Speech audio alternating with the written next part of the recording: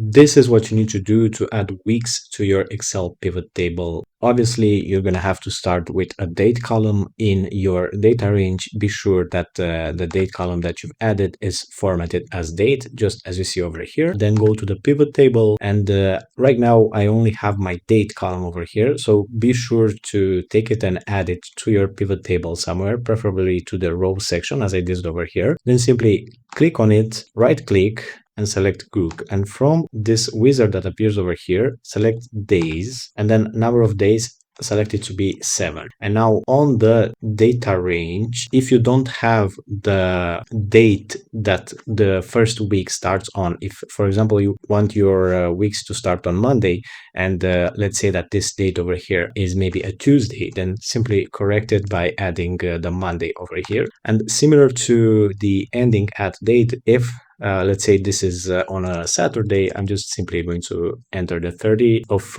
August just to have full weeks over here. As I've selected the number of days to be 7 and the days option over here, when I hit OK, my data has been grouped by week, but I also got this new field over here that I'm able to use freely. So you can add it whatever you want. If it makes sense to add it to the columns, to the filters, or to the rows, add it on that specific place. In my case, I've selected the rows, and now I'm able to filter on weeks over here. So this is how to do it. Let me know if this helped you. Thumbs up if it did. If you need further help, leave a comment and I'll try to help you out.